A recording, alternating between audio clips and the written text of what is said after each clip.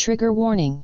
This episode features Australians, so there will be more swears than usual. Woe to you of earth and sea. Welcome to Satan is My Superhero, a show for atheists, scoffers, heathens, and unbelievers. I'm your host, Judas Falling. In this episode, we stick our thumbs out and hitch a ride on AC/DC's Highway to Hell. This Akadaka extravaganza is very exciting for two reasons. One, it's the first episode back in 2023. And two, I think for the first time in nearly 40 episodes, this is a specifically Australian-centric topic. The cast get to do Aussie accents on purpose. You little ripper! There, dinkum! Bonza! Crikey! Oh, f*** you! You fuck-faced fuck! Released in 1979, Highway to Hell is the title track of the album of the set. It's called Highway to Hell. The album and the song are also called Highway to Hell. This could get confusing. We might need graphics. It's really not that confusing. Like so many rock songs, Highway to Hell began as a riff. The song, not the album. I mean, the album started as a lot of riffs, but I'm just talking about the song to start with. This is about the song. Seriously, I think you're the only one confused by this. Rhythm guitarist Malcolm Young knew he had stumbled upon a winner when he came up with said riff. In his words, It stuck out like a dog's balls. So saggy and covered in wrinkly skin. I totally see the appeal. I would love to tell you there's some hidden satanic message in a song called Highway to Hell that has the lyric, Hey, Satan! Paying my dues! but no, if anything, it's the opposite. The lyric is clearly describing the hedonistic grind of a touring rock band in the 70s. All right, boys, listen up. I'm your tour manager, and here are my rules for the tour. First up, I like living easy and loving free. Don't ask me nothing. Just leave me be and take it all in your stride. I know what you'd rather do, and yes, we're going to be going down. It's party time, and before you ask, our friends are going to be there too. The song could be viewed as a sequel to an earlier track by AC/DC called It's a Long Way to the Top If You Want to Rock and Roll. So ironically, the hidden meaning behind the song Highway to Hell is that it's not really about hell at all. The idea for the lyric and title came from lead guitarist Angus Young's description of the band's 1978 tour as Fucking highway to hell. But luckily for us, people did think Highway to Hell was about, well, hell. Angus has said, We heard all that stuff about Highway to Hell, that if you play it backwards you get these satanic messages. Fucking hell. Why play it backwards? It says right up front, Highway to Hell. as we like to do here at Satan is My Superhero, we played the song backwards, and I think you'll be just as shocked as we were by what we uncovered. Is that your errand? Eat your dreams? Don't do drugs. Jesus is Lord. This was the band's 6th album, but their first million seller. The song was their first single to crack the top 10 outside of Australia. It cannot be understated just how much this song and the album put AC/DC on the international map. And all it took was a bit of me. Food for thought. Food for thought. The 5 previous albums had been recorded in Sydney and produced by Harry Vander and brother to Angus and Malcolm, George Young. Initially, Highway to Hell would be recorded in Miami with legendary producer Eddie Kramer, who had worked with the likes of Jimi Hendrix, Carly Simon, and Kiss. I've got a long tongue. The band and the man did not gel, and AC/DC claimed the last straw came when Kramer suggested they cover Gimme Some Lovin' by the Spencer Davis Group. Hey, you guys should do a cover.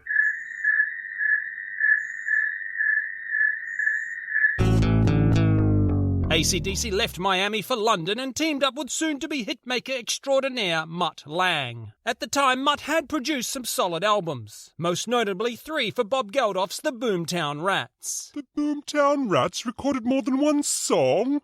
Who knew? After Highway to Hell, he went on to produce the next AC/DC album, Back in Black, only the second biggest selling album of all time. In your face, everyone else. Lang also produced Foreigner, The Cars, Bryan Adams, Nickelback, Muse, all the Def Leppard songs you know, and Shania Twain. Who holds the number 7 spot on the biggest selling albums of all time? In your face, everyone else. Except Michael Jackson, AC/DC, Whitney Houston, Pink Floyd, Eagles, and Eagles again. But in your face, everyone else. That's right, along with Eagles, Mutt Lange makes the top 10 albums of all time list twice. He also produced Michael Bolton. Top 10 albums of all time list twice. Mike, Hill, Bolt, on. So,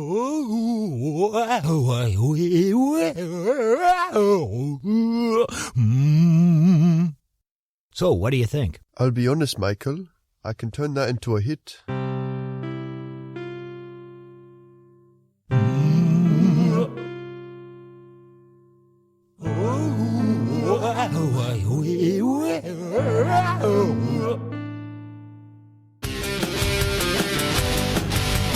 Of course, we cannot talk about Highway to Hell without mentioning the fact that this was lead singer Bon Scott's final album with the band. Not long after the tour for this album wrapped, Scott was found dead in the back of a friend's car due to acute alcohol poisoning.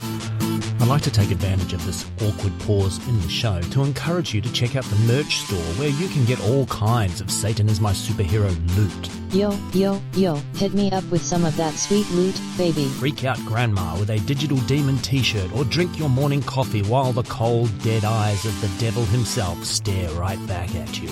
Rude! Go to satanismysuperhero.com and buy some shit.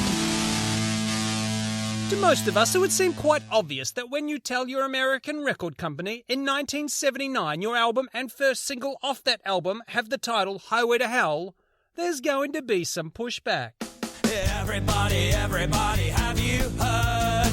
No, no, no, it's my favorite word. Sing no, no, no, no, no, no, no, no, no, no, no, no, no, no. Poor naive schoolboy Angus had this to say. With religious things, I thought everywhere was like Australia. There they call them Bible thumpers. And it's a limited species. Very limited. Christianity was never a popular movement. I think my fellow Kiwi living in Australia, Russell Crowe, put it best in 2001 when he said, If you find yourself alone, riding in the green fields with the sun on your face, do not be troubled, for you are in Elysium and you're already dead. No, the thing he said at the Oscars. Oh, right. Thank Christ for Australia. It's no surprise that Australia's greatest export caught the satanic panic heat in the 80s. The tinfoil hat brigade at the time made claims like this. AC/DC stands for Antichrist Devil's Children. I heard it means bisexual.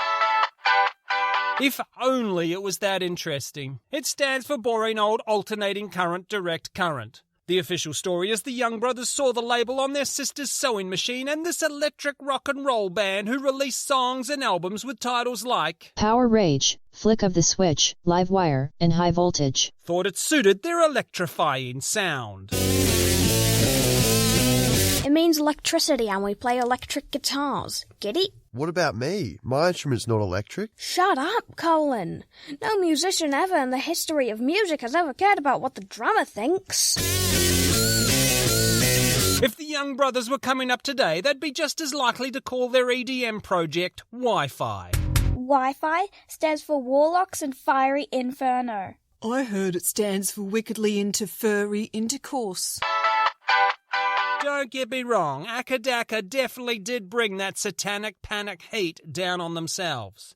On the cover of Highway to Hell, Angus had devil horns and a serpent tail. And it is called Highway to Hell. And it wasn't their first or last song to mention hell or the devil. So, you know. Excuse me, TTs. How many albums have AC/DC sold? More than 200 million. In your face, everyone else. Then in 1985, the satanic excrement really hit the panic windmill. An AC/DC baseball cap was found at a murder scene soon to be linked to the infamous serial killer Richard Nightstalker Ramirez. It would be alleged Ramirez wore an AC/DC t-shirt, and a childhood friend, Ray Garcia, later claimed Ramirez had been a fan of the band. Oh, pish posh, that doesn't mean anything. Hitler was a huge fan of Wagner. Does that mean Wagner was a white supremacist anti-Semitic? Hang on, My assistant is waving at me. What? Oh.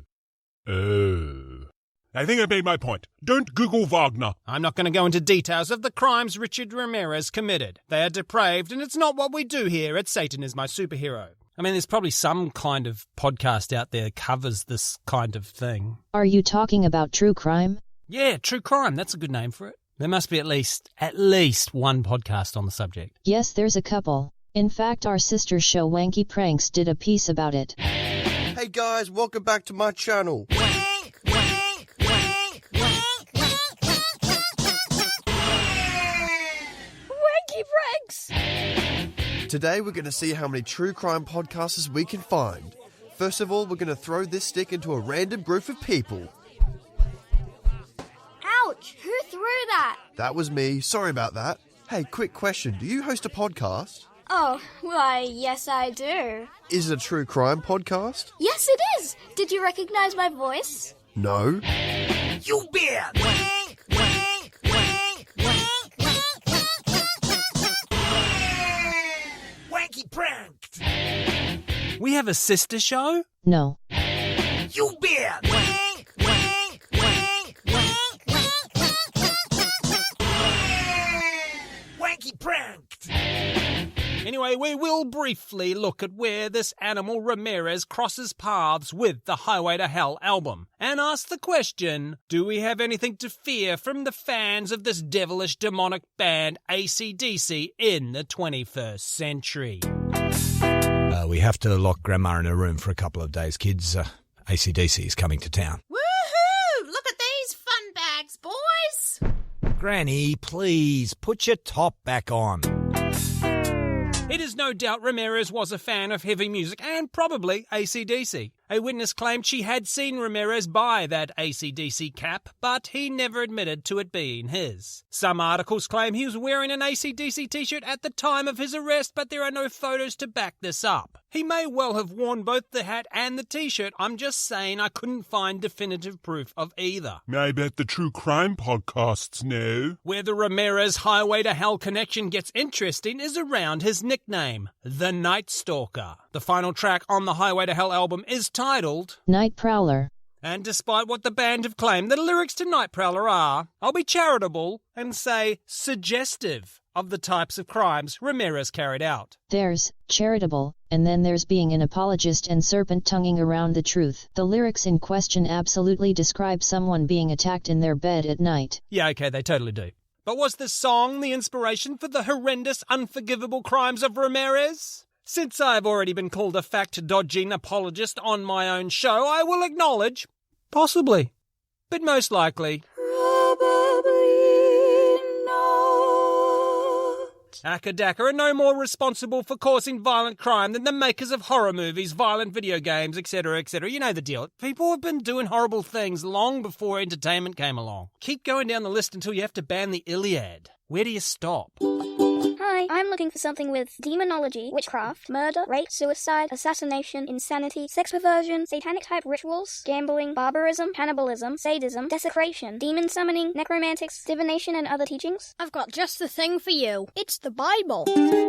And it's also got lots of incest. Also, Ramirez did not give himself the nickname Night Stalker because he misremembered the title of his favourite song. In the beginning, the media had called him The Walk-In Killer. Then, as the nature of the crimes being linked to this as-yet unknown serial killer were changing, the Los Angeles Herald-Examiner called him the Night Stalker, and that moniker stuck. Apparently, the reporters at the Examiner got the name from a 1972 made-for-TV vampire movie. A made-for-TV vampire movie from the 70s. Oh, it must be good. Hang on, my assistant's waving at me again. What?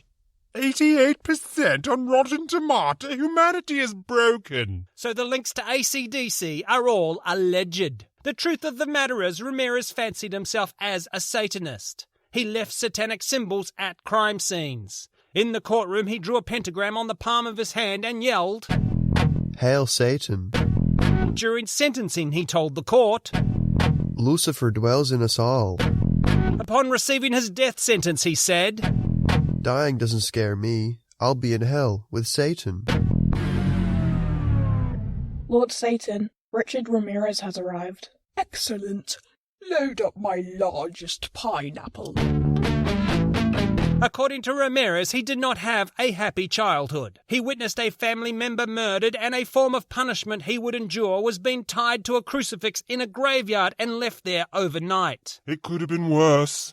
He could have been forced to watch that made-for-TV vampire movie. You can stop waving. I remember the statistics. I just read them, but I don't believe them. So there's a lot going on there. And the links to AC/DC, I think, are tenuous at best. Also keep in mind the song Night Prowler, and indeed the whole Highway to Hell album, end with singer Bon Scott mimicking Robin Williams' character Mork from Ork with the line, Shazbot!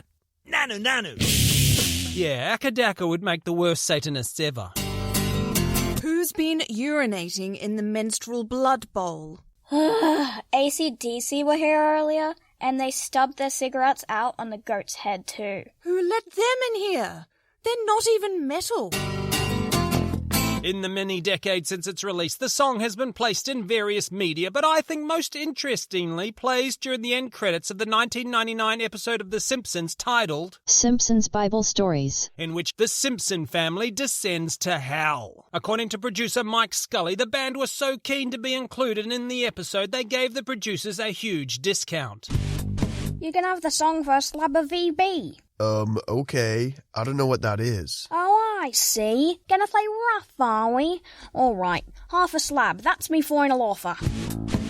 In more recent years, just like Monty Python's Always Look on the Bright Side of Life, which we discussed in an earlier episode, Highway to Hell has become a favourite at funerals. Excuse me, Father, the family has requested an AC/DC song for the service? Oh, let me guess. Highway to Hell.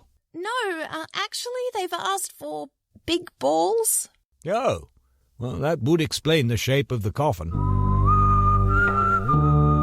In the 21st century, the song is still stirring up a bit of trouble. In 2009, Pastor Perry Noble played it to his congregants at New Spring Mega Church in South Carolina before the Easter service. This upset some people, and the good Pastor Noble claimed, "We literally had a guy tell us that he decided to give his life to Christ in the service as Highway to Hell was being played. That he felt the Lord speak to him and say, 'That's the road you are on, and you need to give your life to me.'" Maybe there really is a backmasked message in the song. Unlikely. Obviously, Noble makes his living lying to people about a magical sky wizard, so we'll take the story with a very large grain of salt. Interesting side note, Noble was let go from New Spring in 2016 after a year of struggling with alcohol abuse. Hello, brother, and welcome to this very natural scene. Hello there, sister. This is quite a lovely day in this very natural scene. What are you doing today, brother? I was just signing up to Satan is My Superhero's Patreon, just to support the greatest podcast of all time. I better go sign up for Patreon too to support Satan is My Superhero in this very normal and natural conversation. Farewell, sister. What can we take away from this trip down the highway to hell? Satan in AC/DC is very much the novelty devil. It's the outfit with the plastic trident 6-year-olds wear at Halloween. AC/DC sell light-up devil horns in their merch store to this day. AC/DC's devil is a joke. When the lead guitarist wears a schoolboy uniform and Chuck Berry's back and forth across the stage playing songs like She's Got Balls, the onus is on you to get the joke. What on earth are you wearing? It's Fantasy Roleplay Tuesday. You said you wanted a rock star. I'm dressed as Angus Young. I was thinking more leather Serpent King like Axl Rose or Ian Astbury. Well, this is all the shop had. Can we go with it anyway? Yeah, okay. All right, I'll just pull my axe out. Nope, it's not working. It's weird, isn't it? It's totally weird. I knew it was going to be weird. Would it be less weird if you dressed as the school principal? Let us leave this particular highway with a quote from Rolling Stone magazine's 24th greatest guitarist of all time himself, Angus Young. I've got the blues in my heart and the devil in my fingers. And that's why Satan is my superhero. If you've enjoyed this episode, rate, review, subscribe, you know the deal. But please do go check out the website satanismysuperhero.com, where you will find links to the merch store, our Patreon page, and all our social medias. Here are the Zoomers in the cast listening to AC/DC's Highway to Hell for the first time. No, the vocals are a bit off-putting. Why do they talk so weird? His voice sounded different than I expected it to. It's a very strange, tone of voice I get. I'm guessing that the Christians got mad at this song. Why is he yelling at me? Oh, he's doing this thing where they, rock out on the guitar solo. You're gonna, smash the guitar at the end. Oh, we didn't. Angus, it's time to get on the bus. Oh, f*** you. You f***faced f***.